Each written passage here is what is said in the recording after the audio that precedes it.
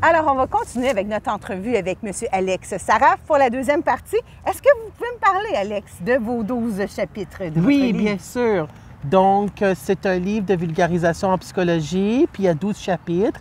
L'adolescence, la santé mentale et la psychopathologie, la santé sexuelle, la santé amoureuse, l'amour et le deuil, la violence au sein des relations, nos relations interpersonnelles, la dynamique de groupe, j'aime enseigner mais eux apprécient-ils, ces élèves ados qu'on aime, la vie peau de pétales de fleurs, épilogue et contenu a posteriori. C'était une très belle aventure, Oui. ce livre. C'est édité évidemment chez Béliveau, Oui. l'éditeur béliveau.com. Ça a été une famille pour toi, ces gens-là t'ont reçu d'emblée positivement avec oui, toute ton expérience? vraiment, là, Oui. c'était une très belle expérience avec Béliveau Éditeur. Oui. C'était mon coup de cœur comme maison d'édition. Je voulais toujours le publier avec eux autres. Je trouvais que ça allait être un ajout à leur répertoire, le livre de vulgarisation en psychologie qui est le mien. Là, ça a pris quand même... Je l'ai écrit pendant 3 ans. Je voulais ce livre-là pendant 10 ans. Wow. C'était quand même un rêve qui s'est réalisé après 10 ans. J'ai aucun regret. Je suis très content d'être avec Béliveau Éditeur. C'est vraiment des gens professionnels qui m'ont bien accueilli. Puis j'ai bien aimé l'expérience, cette trajectoire d'écrivain jusqu'à la fin. Bien, jusqu'à la fin, ça fait 3 ans, là, en septembre, qui s'en vient, ça va faire 3 ans. Puis j'ai fait beaucoup de promotions, etc. Bien sûr. Puis je vais continuer. Bien, tant mieux, oui, parce que c'est un message tellement positif.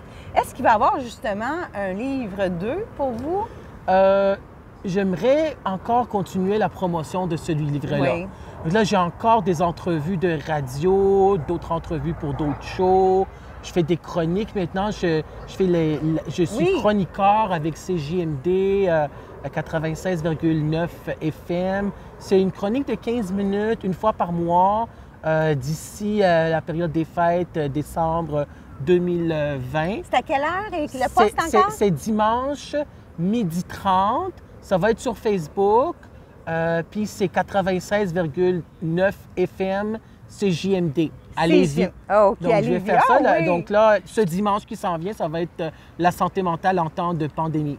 Ah, ça Donc, va être je vais tellement... encore Ça va être ce dimanche. Oui, ce Ça va dimanche. être sur votre Facebook, M. Oui. Alex Sarraf. Oui. OK. Et je voulais savoir également, vous, votre expérience, parce que vous êtes professeur, Oui. enseignant au Cégep de Saint-Laurent, depuis, ça va être votre 19e année. Oui. Qu'avez-vous retenu, à part le livre, là, vous, en tant que jeune homme encore, Oui. dans votre vie, comment ça a changé vos rapports avec votre famille ou les gens que vous rencontrez dans votre vie de tous les jours, Alex Sarraf? En tant qu'écrivain ou en tant que professeur? En tant qu'humain. En tant qu'humain, ben, j'ai appris beaucoup de choses pour moi par rapport aux autres. J'ai appris des leçons de vie. Exemple, qu'on ne peut pas changer les autres, on peut seulement se changer soi-même. Puis il faut s'accepter puis s'aimer tel que l'on est parce que nous sommes qui nous sommes. On est qui on est. NAI, accent circonflexe-T, là, à la naissance. On est qui on est, puis on peut pas, il faut s'aimer puis s'accepter tel que l'on est. Puis oui, les relations interpersonnelles peuvent être parfois difficiles et déroutantes, mais peuvent être aussi nourrissantes et enrichissantes.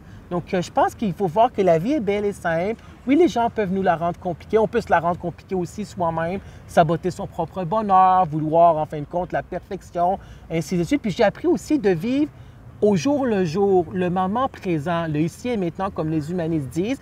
Et aussi, comme Alexander Pope avait dit, l'erreur est humaine.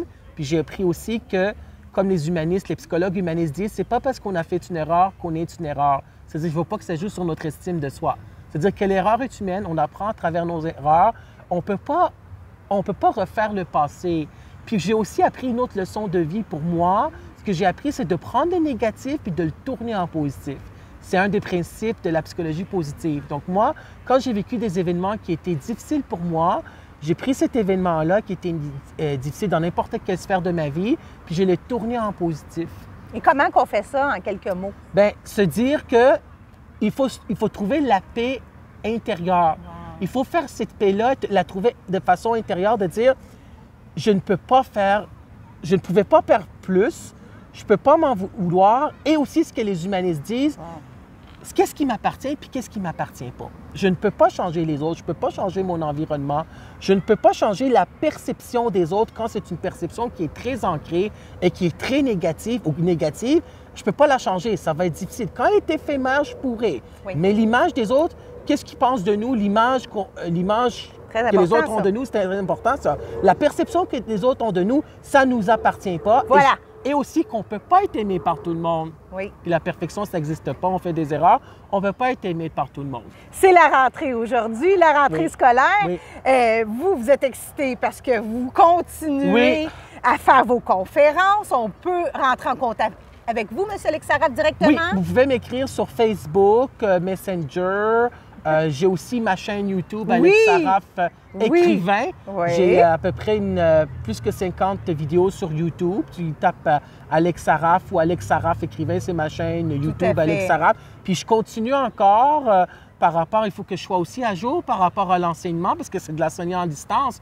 Donc ça va être des capsules vidéo, des cours synchrones. Vos Zoom, élèves là. du Cégep Saint-Laurent vous suivent et d'ailleurs, Ouais. oui, Mais ils vont regarder des capsules vidéo sur OK. YouTube en tant qu'enseignant, puis je vais enseigner aussi par Zoom. Donc, c'est ça aussi l'enseignement, c'est d'être à jour. Puis c'est difficile aussi parfois d'enseigner. C'est une passion, puis on aime, mais il faut être à jour. Là, le prochain défi là, avec la pandémie, c'est la technopédagogie. Là. imaginez, la Ouais. technopédagogie, on est rendu là, mesdames et On est messieurs. rendu là. Puis le pire, c'est que le gouvernement veut sûrement instaurer les nouveaux programmes, si on peut dire, d'employés ou de contractuels pour le gouvernement à la maison, faire du télétravail. Ouais, du Qu'est-ce que vous télétravail. pensez en terminant, Alex Araf, Oui. du télétravail, vous? Ben, je pense que c'est bénéfique. Oui?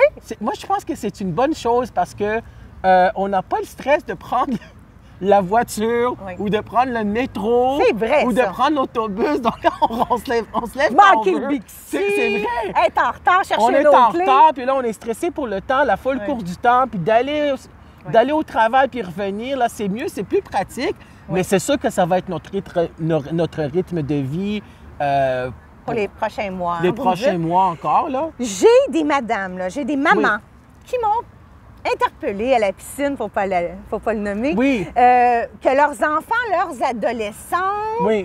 des femmes de 18 ans, des adultes, Oui. qui ont terminé en queue de poisson, évidemment, à cause de la pandémie, leur 5e secondaire. Oui. Donc, je sais que le marketing, par exemple, est enseigné juste virtuellement.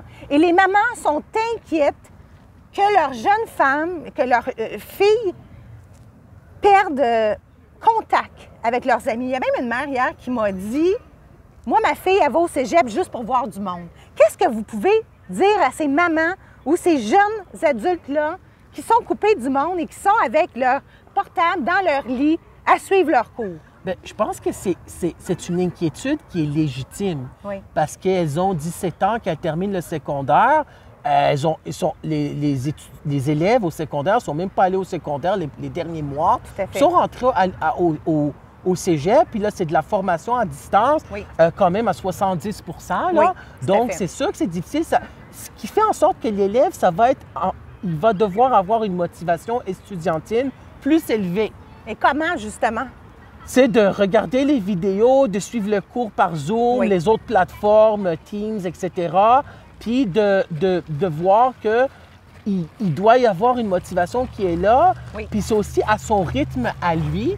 Puis oui, il va devoir être à jour pour les nouvelles technologies, les technologies de l'information et de la communication. Puis oui, le contact humain va manquer, c'est normal, avec les amis, etc. Mettons au cégep, quand ils rentrent au cégep, puis ça va être moins de contacts sociaux. Peut-être en même temps, mais les gens peuvent sortir, peuvent Ils aller peuvent faire du sortir, sport mais je quand parle même. quand ils suivent le cours Oui. à distance, Oui, c'est vrai, c'est excusez-moi. plus difficile. Tu comprends? Tout à fait, oui. Ouais. Parce qu'il est avec le professeur et il est seul ou il est dans son environnement, les parents sont partis travailler. Ouais. C'est ça, hein, qui est le plus dur, la C'est ça. solitude. La solitude, ils sont chez eux. Les parents, mettons, ils vont aller travailler. Puis parfois, on a moins de motivation d'aller voir une capsule vidéo sur YouTube Oui.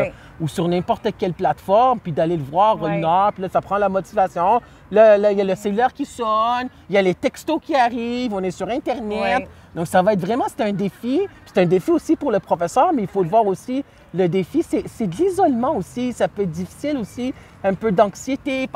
Ils vivent les inquiétudes, là. Tout à fait. Oui. On a senti ce matin, nous, dans le quartier. C'est normal. Les parents étaient excités. Il y en a qui ont dit, on est en retard.